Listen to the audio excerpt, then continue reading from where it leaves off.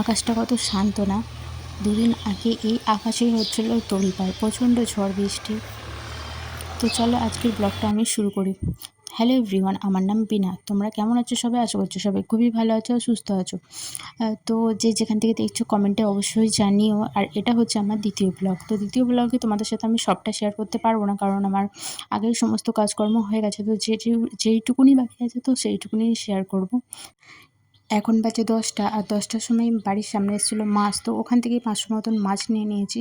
তো এটা আমাদের দুদিন চলে যাবে। তো মাছের ঝোল বানাবো আর হচ্ছে পটল ভাজবো। তো সেজন্য পটল বার করে নিলাম। অনেক দিন ধরেই ফ্রিজের মধ্যে পটল জমা হয়ে গেছে, প্রায় 2.5 কেজি পটল ছিল। পুজোতে নিয়ে আসা হয়েছে, সবটা শেষ হয়নি। তো সেইগুলোই সে কিছু কিছু করে বার করে খেতে তো হবে, নষ্ট করে তো যাবে না। তো চলো মাছটাকে ধুয়ে নিয়েছে, মাছের মধ্যে নুন হলুদ মাখিয়ে নিলাম। এখন তোমরা ভিডিওটা দেখতে থাকো, আর কেমন লাগলো অবশ্যই জানিও। ভালো লাগলেও জানিও, খারাপ লাগলেও জানিও। চলো দেখতে থাকো।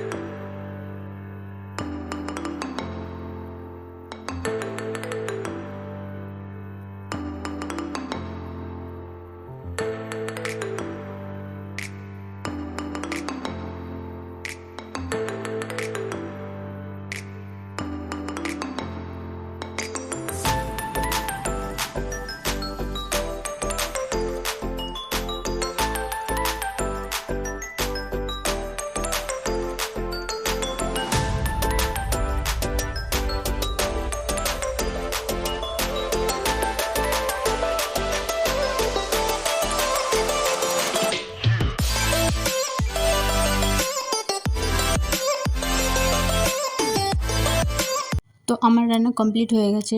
লঙ্কা ছাড়া মাছের ঝোল বানিয়েছি, কারণ আমার ছোটো বাচ্চা আছে, সবাই তো জানো। তো ওই খাবে বলে তার জন্য লঙ্কা দেওয়া হয়নি। আর পটল ভাজা হয়েছে।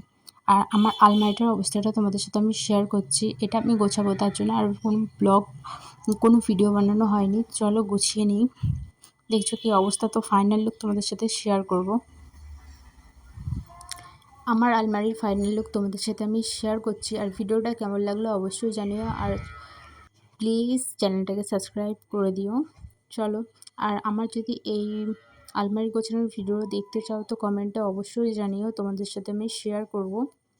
তো চলো টাটা বাই বাই, আর কেমন লাগলো অবশ্যই জানিও।